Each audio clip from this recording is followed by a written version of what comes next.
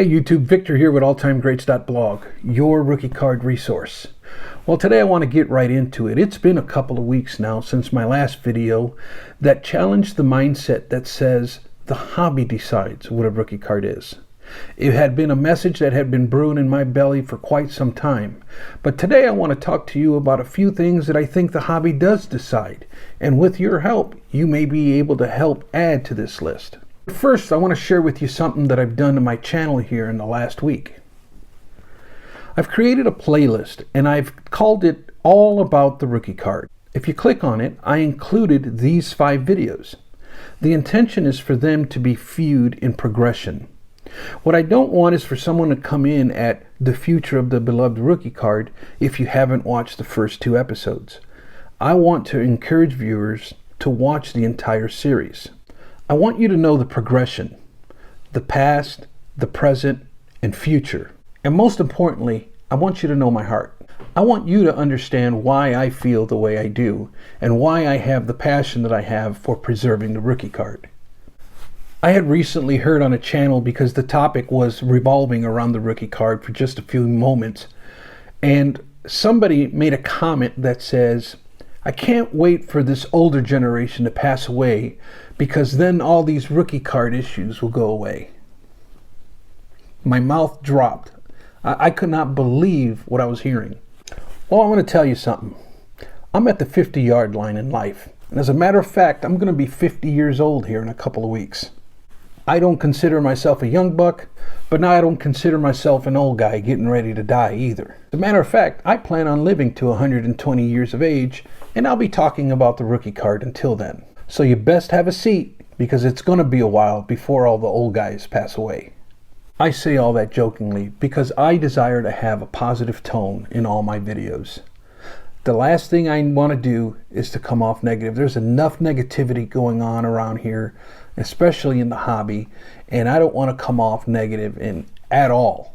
It's something I learned on Dr. James' podcast. If you listen to his podcast, you'll hear once in a while, when the conversation starts getting a little dicey, you'll hear Dr. James Beckett ask his guests to answer the question, but please keep it positive tone.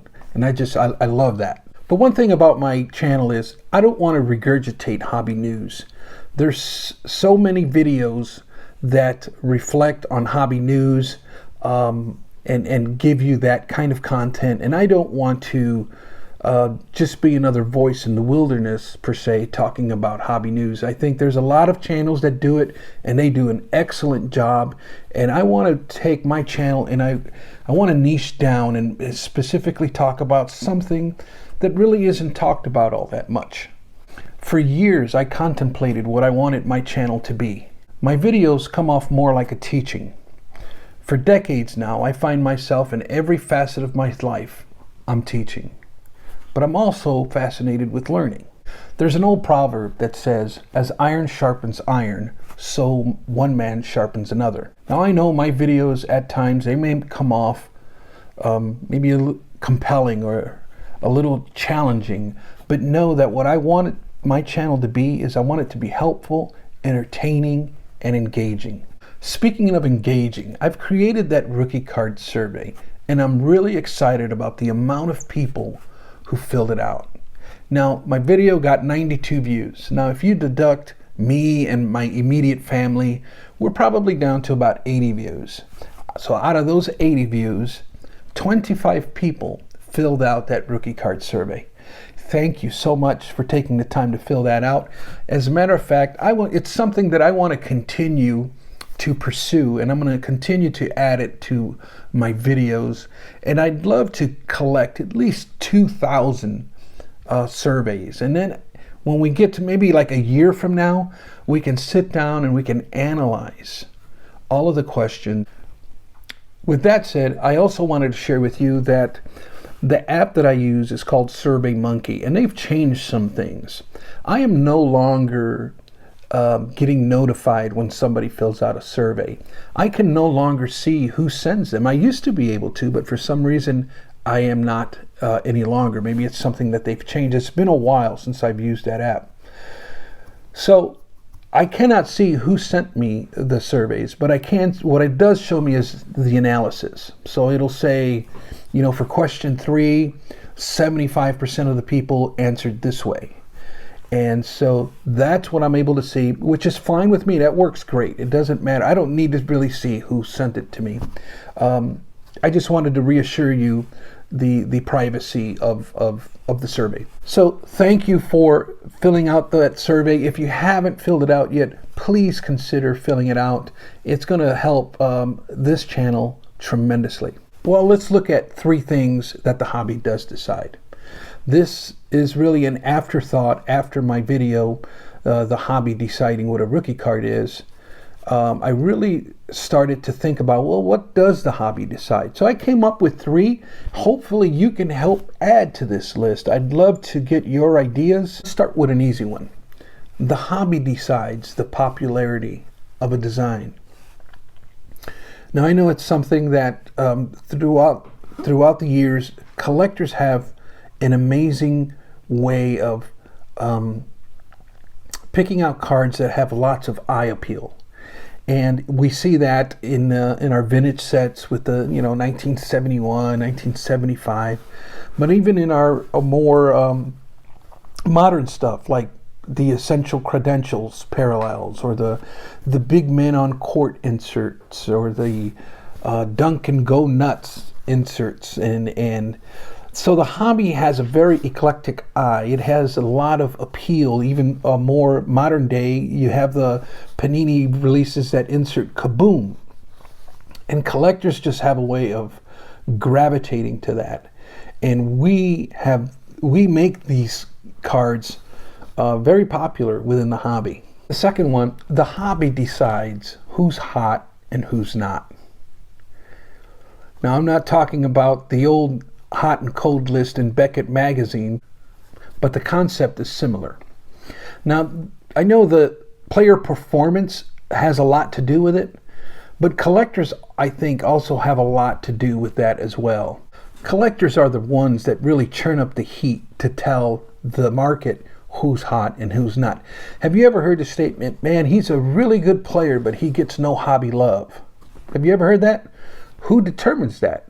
Well, the hobby decides who gets the hobby love.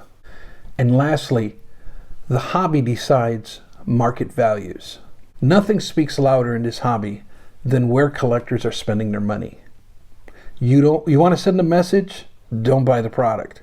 Card manufacturers, collectors, flippers, investors, hobby speculators, everybody is watching where the money is going. There's a lot of tools out today that help us to read the data of market fluctuations. Who determines that? You and me, the hobby. At one point, the hobby did decide what a rookie card was, but because of the competition that was going on between card manufacturers, it forced a change within the industry. The Players Association didn't step in to be the bully on the block or try to take control. They stepped in because the hobby was in chaos. There was what the MLBPA described as consumer confusion. And I was right in the middle of this very dark time in the hobby. I tapped out in 2003, 2004, and my thoughts at the time were, the hobby has turned into a hobby for millionaires. I felt like there is no way that the average collector or dealer can keep up. And at the core of everything, the reason for everything was because of the pursuit of the rookie card, much like today. Friends, if we don't learn from our past, we're destined to repeat it. We don't need to worry about being in another junk era. We need to be worried about the rookie card being diluted by more gimmicks. Now there's more that I can say here on the topic, but in an effort to keep things at a more positive tone, let me show you guys some cards that I've picked up in the last month. Well, okay guys, here we go. I'm getting ready to give you guys a little bit of stuff that I've picked up over the last month. It has not been much, only because, well, COVID-19 hit Indiana extremely hard in November. And all those card shows that I was looking forward to, if you remember, if you follow my channel, all of those card shows were canceled. So this led me to take on a project in my basement, and I'll be showing you guys what I've done in my basement here in the next video. But with that said, not a lot of time for shopping, but I did receive a few things, and one in particular is a care package from Brent Morrison, better known as Near Mint Musings. Now Brent and I, we had become pretty close here. He's a very likable, very friendly, very lively personality, where I have a tendency to be a little bit more introverted. But Brent was reached out on occasion, and on one day we're just texting back and forth because his wife is Puerto Rican and so am I, and so we're just going back and forth talking about our families, and he starts asking me about my family and where my family's from, and I was like, wow, okay, we're getting we're getting pretty personal. But I think it was all part of Brent's diabolical plan, as shortly thereafter I received a care package. I'll read you the note. I don't think he'll mind. He says, Victor, I've thoroughly enjoyed your channel and appreciate your support of mine.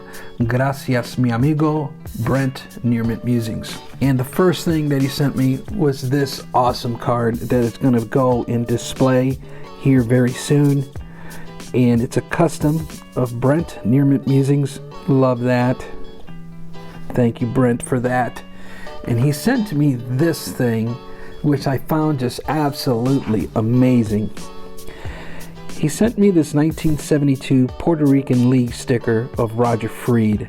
I found this so cool, and the reason why is because he was asking me where my family was from in Puerto Rico, and my dad's side of the family, they're from Caguas, Puerto Rico, which Caguas has a very popular baseball league, and that's where this card is featured here of Roger Freed. He's in his Caguas Puerto Rico uniform. But really love this card. I love down here at the bottom right hand corner, it says printed in Spain. So I'm going to be looking into these cards a little bit more. I have seen these before, but I never really paid much attention to them, especially with the hometown there. I never really paid attention to that. Really cool. Love it. Thank you so much, Brent. You are my brother, and I appreciate you very much. Next thing I got was, I also, that one was sent in for the Project 2020, which I'm going to start thinking about displaying that project here pretty soon. A couple of small Christmas presents that I got for my son. Now, I have a son who's almost 30 years old, and he never really got into collecting, and I think I may have discouraged him. Him and I talk about it and we laugh about it a lot, but he doesn't get into cards, and I think he showed interest at one point, but he had absolutely no desire to learn about collecting. He was just more like, just teach me how to make money, and I kind of turned me off one day. And I mean, he was young. He was probably a teenager, 16, 17 years old, but he really did not show any interest after that. So what I wanted to do was, I wanted to get him some cards that related to him, and that may have some nostalgia factor for him. And I don't know if he even knows that these type of cards exist, but I do know that for a lot of years when he was a young boy, he loved the Mighty Morphin Power Rangers. So I picked up this 72 card set for him. I'm going to be putting it into an album for him so that he can see all the cards, and just thought it was more of a thoughtful gift more than anything else. And I also got him this set of Dragon Ball Z cards. This was another thing that when he was a young boy, this is going to be pure nostalgia for him, and I can't wait till he opens it up. These are actually pretty nice. They have like a chrome finish to them. The cardstock's really nice on these. So pick that up as a gift for my son. I've got a couple more cards here that I'm going to show you guys. This one here is the 2001 Ultra Michael Jordan. This one is going to go into the Michael Jordan basic set registry, which I'm working on. These, to be honest with you guys, are very hard to find the cards of him in a Wizard uniform. And they are going to be water to wine cards, because this card here, it finally has come down some, but for a 9, you're looking at, anywhere between $25 and $35. And earlier this year, this exact card in a 9 was going to be $50 to $60. But I'll tell you, a lot of the reason is because these cards with him in Wizard uniforms are really hard to find. The ones that belong in the set registry are hard to find. But ran across this one, did not hesitate to pick this one up for the registry. And lastly, a card that I've had in my eBay saved list for a very long time. Have not been able to find one in decent condition. Graded copies come up almost never. And every copy that I've put my eyes on in the last year has been off-centered, severely off-centered, or tilted. And then I came across this beauty recently, and it's the 1986 Fleer Mickey Hatcher card for the top 100 cards of the 80s set registry that I'm putting together. And this one popped, and comps on it was $8 to $10 raw, and the seller had it listed for $20 or best offer. Now, I was looking at the condition of this card for quite some time, and it's what really drew me to it was the condition. Really, really clean for an 86 Fleer. Now, I checked on the item description. He says, packed fresh, just recently opened, mint condition. I looked at this thing up and down multiple times. He had a good amount of pictures on it, so I was thankful for that, and I was able to see this thing. And I put it, and I was careful because I didn't want to lose it, and I wanted to act quick because I know that this one is sought after quite a bit. So I treaded lightly, and I offered him high market value. I said $10, and it took him about a day to respond, but he came back at 15. So I considered it, and I looked at the shipping, and the shipping was one of those 75-cent deals. So I says, I'll take it, and I paid the $15. Really excited to get it. Like I says, I've been hunting for this one for quite some time. This one will be shipped out to PSA here as soon as I can. And this is going to be all the cards that I picked up for this past month. Hopefully next month will be better. Hopefully card shows will reopen in my area. And those are the cards that I've picked up. So to review, the hobby decides popularity of design, who's hot and who's not, and the hobby decides market values.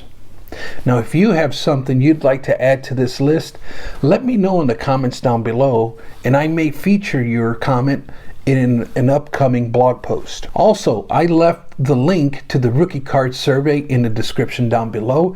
If you wouldn't mind, please take a couple of minutes to fill it out. It'll be a tremendous help. And when you get a chance, check out my website, alltimegreats.blog. It deals with collecting rookie cards of Hall of Famers and or future Hall of Famers. I'm also on Facebook, Instagram, and Twitter at, you guessed it, alltimegreats.blog. That's going to be all for today. Remember to always learn, collect, and enjoy. And from my family to yours, I wish you a very Merry Christmas. Stay positive and test negative. I'll catch you on the next one.